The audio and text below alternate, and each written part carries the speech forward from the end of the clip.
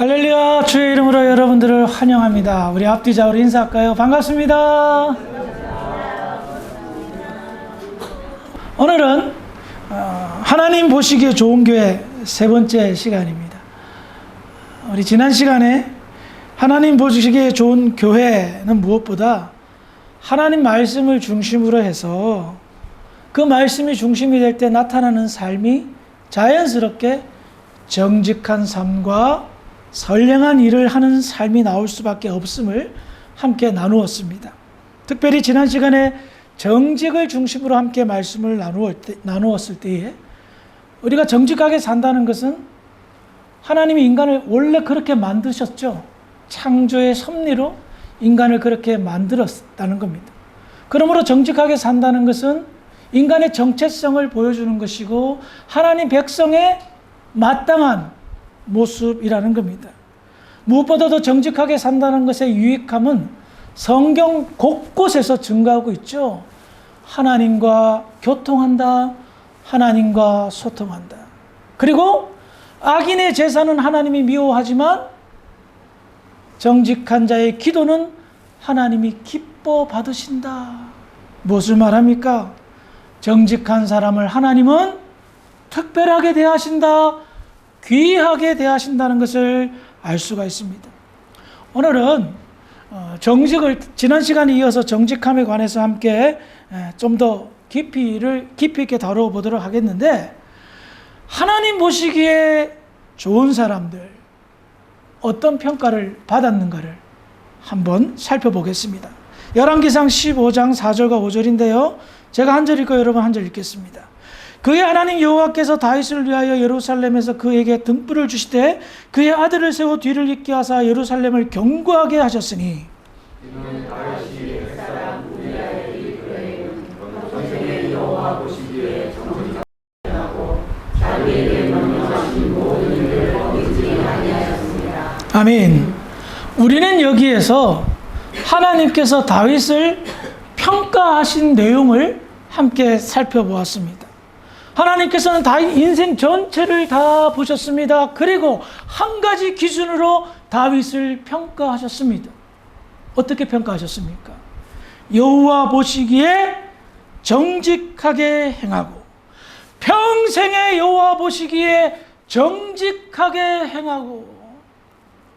하나님의 평가 기준은 하나였습니다. 그가 정직하게 살았는가, 그렇지 않았는가. 평생에 정직하게 살았기에 하나님은 다윗을 축복하셨다. 그리고 그를 통하여서 예루살렘, 이스라엘을 축복하셨고 그의 후손을 축복하셨다라고 성경은 증거하고 있단 말입니다. 그런데 우리는 여기에서 한 가지 주목하여 볼 것이 있습니다. 다윗이 평생에 정직했습니까? 그렇지 않죠. 우리아에게 행한 일 외에 평생에 정직했다라고 성경은 말합니다. 그래요. 다윗도 사람이기에 실수를 했습니다. 아니, 너무나도 큰 실수를 했습니다. 그럼에도 불구하고 하나님께서는 그가 평생에 정직하게 살았기 때문에 그의 큰 실수를 덮어주셨습니다. 사실 다윗이 지은 이 죄는 무기징역 혹은 사형에 해당하는 큰 죄였습니다. 그럼에도 불구하고 다윗은 하나님 앞에 진심으로 회개했습니다. 자기가 정욕에 휩싸여서 큰 죄를 저질렀다는 사실을 깨닫고 하나님께 용서를 진심으로 구하였습니다. 내 안에 정직한 영을 회복시켜달라 간절히 기도하여 사랑의 하나님은 그에게 용서를 하셨습니다. 물론 그 죄에 대한 대가는 지불케 하셨습니다. 징계하셨습니다. 그럼에도 불구하고 그를 회복시켜 그가 평생에 정직하게 살 수 있도록 하나님이 용서하셨던 겁니다. 그래서 성경은 다윗이 우리아의 일 외에는 평생에 정직하게 살았기에 하나님께서 그를 축복하셨다. 그의 나라를 축복하셨다. 그의 후손을 축복하셨다라고 다윗의 인생을 평가하였던 겁니다. 그 증거를 더 찾아보겠습니다. 열왕기하 8장 3절입니다. 시작.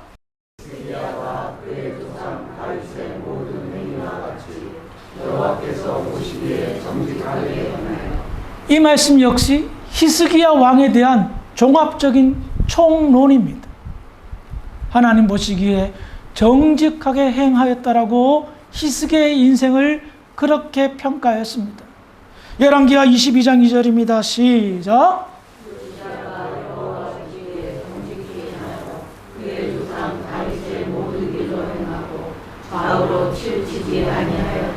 요시야 역시 마찬가지로 성경의 평가는, 하나님의 평가는 정직하게 살았다라고 말하고 있습니다. 그런데 히스기야와 요시야의 공통점이 뭔지 아십니까?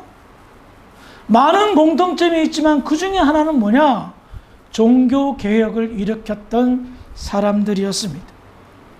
히스기야 왕 이전의 왕, 요시야 왕 이전의 왕, 즉 선대 왕들은 나라를 말아먹었습니다. 우상을 섬겼습니다. 하나님을 떠났습니다. 온갖 죄를 지었습니다. 그래서 하나님께서는 그들을 징계하셨고 그들을 심판하셨습니다. 히스기야가 왕위에 올랐을 때에, 요시야가 왕위에 올랐을 때에 나라는 국운이 기울어진 상태였습니다. 도저히 나라 꼴이 말이 아니었습니다. 백성들은 굶주렸고 헐벗었으며 나라는 엉망진창이었습니다. 국가적 위기 앞에 히스기야가, 요시야 왕이 어떻게 했습니까? 정직을 회복시켰습니다. 정직하게 행하였습니다. 그래서 그들을 통하여서 국가적 위기를 극복할 수가 있었던 거예요. 하나님은 한 가지만 보셨습니다. 이들이 정직한가 정직하지 않았던가. 정직한 왕에게, 정직한 나라에 하나님은 축복의 통로를 여셨고 회복의 역사를 일으켰던 것을 성경은 증거하고 있단 말입니다. 이어 반대로요, 열왕기하 16장 2절입니다. 시작. 아하스가 왕이 될 때 나이가 20세라 예루살렘에서 16년만 다스렸으나 그의 조상 나이가 같지 아니하여 그의 하나님 여호와께서 보시기에 정직히 행하지 아니하였다. 아하스 왕은 히스기야 왕의 아버지입니다. 제가 이 말씀에 뭔가 큰 감동을 받아서 하나님 보시기에 좋은 교회 시리즈 설교가 끝나면 아하스 왕을 중심으로 해서 말씀을 좀 지금 준비 중에 있습니다. 기대해도 될 것 같습니다. 아무튼 이 왕이 어떤 왕이라고 성경은 말합니까? 하나님 보시기에, 여호와 보시기에 정직하게 행하지 아니했다. 여러분, 아하스 왕 시대가 어떤 시대인 줄 아세요? 기가 막힌 시대입니다. 그 왕 시대에 북이스라엘이 아시리아에 의해서 멸망당했습니다. 고대 근동에 초강력한 국가가 태동했습니다. 그 나라는 아수르였습니다. 이 아수르이자 아시리아라는 이 나라는 주변의 나라를 다 침략하면서 거대 제국을 만들었습니다. 근동의 나라의 근간이 다 흔들어지는 큰 국가를 만들었을 때에 주변의 나라들은 늘 전전긍긍했습니다. 언제 침략할까? 그런데 이 아하스 왕은 그와 같은 엄청난 위기 앞에서 하나님 앞에 정직하게 행하지 못하고 악을 행함으로 인하여서 나라의 근간이 뿌리채 뽑혀지는 위기를 겪게 됩니다. 만약에 아하스 왕 뒤를 이어서 하나님 보시기에 정직한 왕 히스기야 왕이 세워지지 않았다면 남유다는 그때 멸망당했을지도 모릅니다. 한 나라의 왕이, 그것도 하나님이 세운 그 나라의 왕이 정직하게 행하지 않음으로 인하여 그 나라에 큰 위기가 찾아왔던 겁니다. 우리는 여기에서 한 나라의 흥망성쇠를 엿볼 수가 있습니다. 키포인트가 무엇인지를 알 수가 있습니다. 그것은 정직하게 행하느냐 안 행하느냐에 따라서 흥망성쇠가 갈라졌던 겁니다. 자, 나라의 흥망성쇠도 정직이 기준이 되는데 사회, 한 개인, 가정도 정직이 기준이 되지 않을 수가 없겠죠. 성경의 증거를 찾아보겠습니다. 잠언 14장 11절입니다. 시작. 악한 자의 집은 망하겠고 정직한 자의 자만은 아멘. 지혜로운 왕 솔로몬은 그의 지혜를 이야기합니다. 악한 자의 집은 망한다. 하지만 정직한 자의 집은 흥할 것이다. 우리는 결과에 주목해야 됩니다. 악한 자의 결과는 망하는 겁니다. 하지만 정직한 자의 결과는 흥하는 것이라고 성경은 이야기하고 있습니다. 시간적 차이가 있을 뿐입니다. 악한 자 안 망하던데요?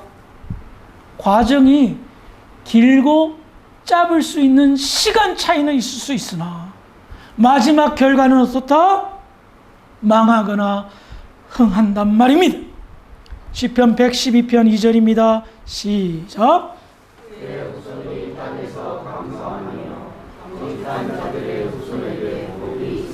아멘. 나의 정직함이 내 삶 속에서 나의 인생 가운데서 정말 복되게 펼쳐지지 아니하실지라도 어떻게 해요? 후손들에게는 반드시 그 정직한 자의 삶을 통하여 하나님이 축복하실 것을 약속하고 있다는 말입니다. 시편 저자는 정직한 자들의 후손의 축복을 이야기하고 있습니다. 왜 그럴까요? 하나님 보시기에 정직한 자의 삶은 가장 기뻐하는 삶이기 때문입니다. 여러분, 입장 바꿔놓고 생각해 봅시다. 여러분들의 자녀가 정직하게 살지 않고 거짓말하고 사기치고 부정직하고 불의를 일삼으면 여러분들 어때요? 기분이? 아이고 잘한다 라고 이렇게 할까요? 이완용의 후손들이 이완용의 재산을 물려받았지만 자기 할아버지가, 자기 증조 할아버지가 이완용입니다 라고 떠벌리며 자랑하는 사람이 있어요? 그렇지 않아요.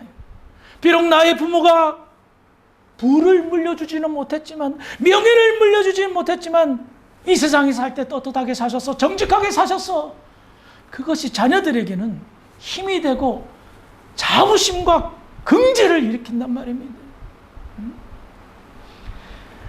정직하게 사는 자는 반드시 성경은 하나님의 보상을 약속합니다. 그리고 그 보상이 후대에까지 이른다는 것을 증거하고 있단 말입니다. 어디 그뿐만이겠습니까? 잠언 11장 11절입니다. 시작.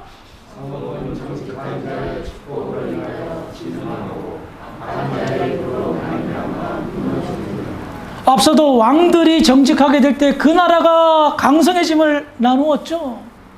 정직한 자가 사는 지역, 성읍이라 표현하고 있습니다. 정직한 자가 사는 그 사회를 정직한 자의 입술의 고백을 통하여, 즉 하나님 이 지역을 축복하여 주시옵소서, 아르헨티나를 축복하여 주시옵소서.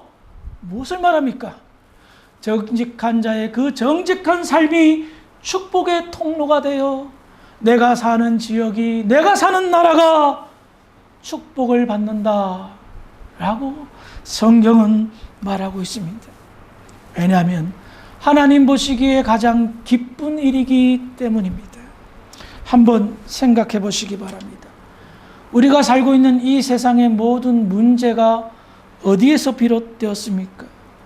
왜 세상은 국회를 만들어서 국회에서 끊임없이 법을 개정하며 사회의 질서를 유지하려고 합니까? 결국 보면 정직하지 못했기 때문에 법으로라도 통제하려고 하는 겁니다. 즉 인간의 불의함이 정직하지 못한 인간들로 인하여 우리의 세상은 불신되어지고 의심되어지고 믿지 못하는 것입니다.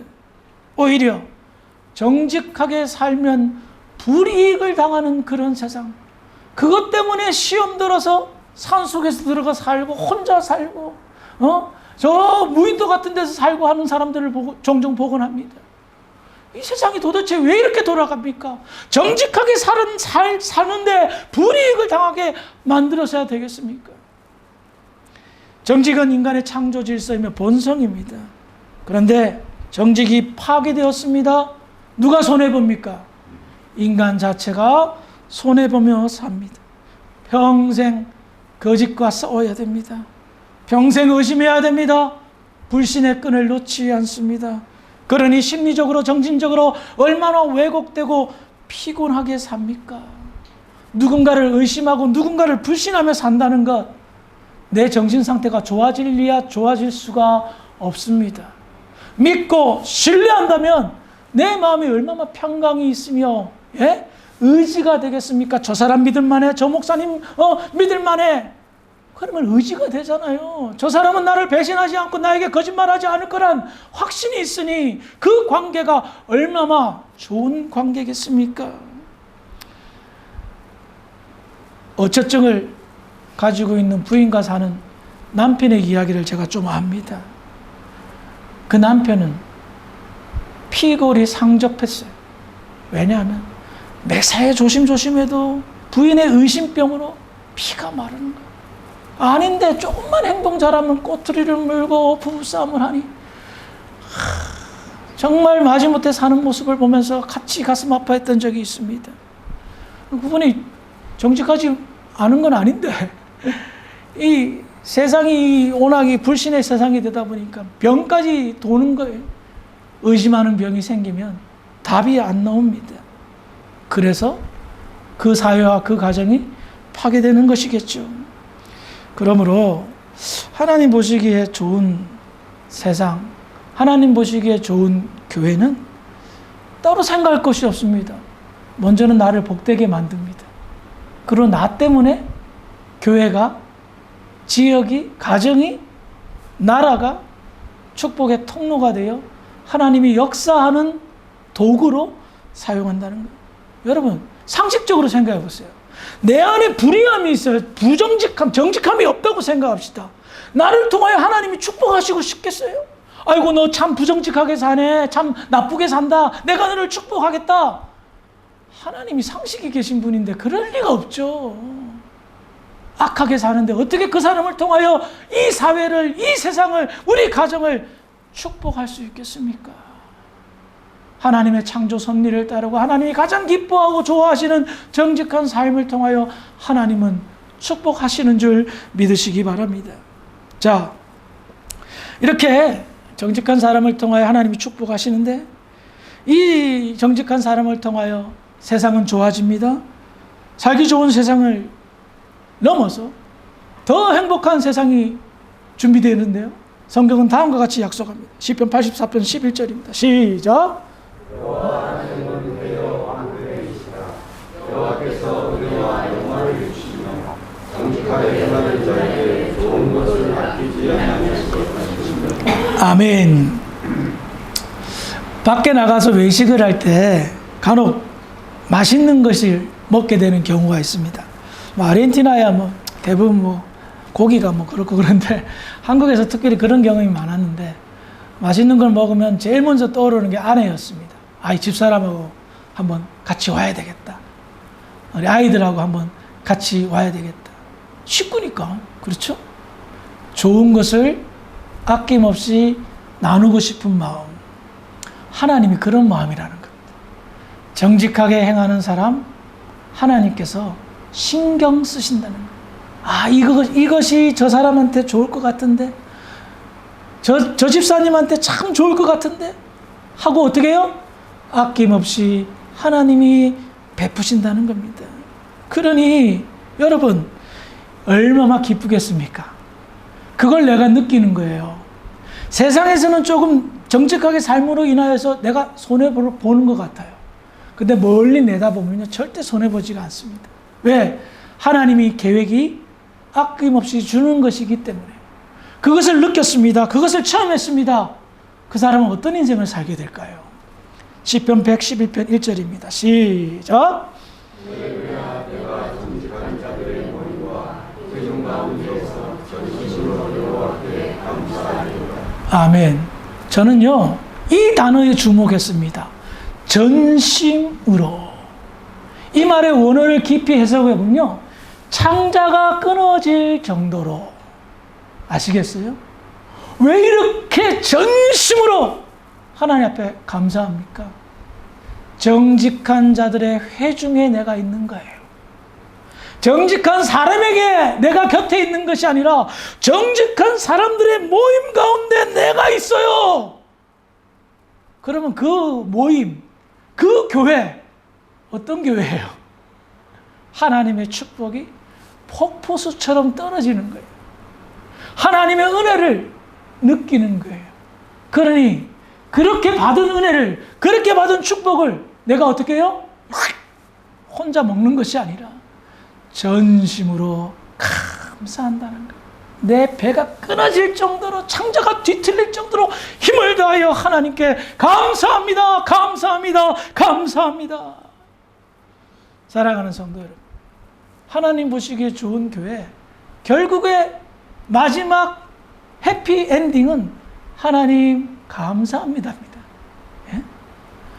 내가 정직하게 행함으로, 선량한 일을 많이 행함으로 하나님은 기뻐하십니다. 그와 같은 사람과 그와 같은 교회를 통하여 하나님은 축복의 통로로 삼으십니다. 여러분, 개개인의 축복도 중요하지만 우리 모두의 축복도 중요합니다. 정직한 자의 회중에 모인 시편 저자의 고백을 여러분 기억하셔야 됩니다. 나 혼자 정직한 것이 아닙니다. 나의 정직이 영향력을 끼친 겁니다. 불의한 사람이, 거짓된 사람이 그 사람의 정직함을 보고 돌아오는 겁니다. 아, 내가 이렇게 살아서는 안 되겠구나. 변해야 되겠구나. 말씀을 정리하겠습니다. 정직하게 사는 것은 우리에게 큰 유익을 줍니다. 첫 번째는 하나님과 교통하며 삽니다. 두 번째는 하나님이 나의 기도를, 정직한 자의 기도를 들어주십니다. 그리고 정직한 사람을 통하여 하나님은 그 사람을 축복하고 후손을 축복하고 그 지역과 그 교회를 축복하고 그 나라도 축복하십니다. 그래서 결국 정직한 자의 삶에는 무엇이 나타납니까? 따라합시다. 하나님 감사합니다. 정직한 자의 회중에서 하나님 감사합니다가 울려 퍼지는 삶을 산다는 겁니다. 여러분, 내 주변의 사람이 항상 불평해요. 항상 불만이 많고 항상 투덜대요.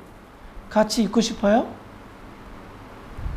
내 주변의 사람이 진심으로 감사해요.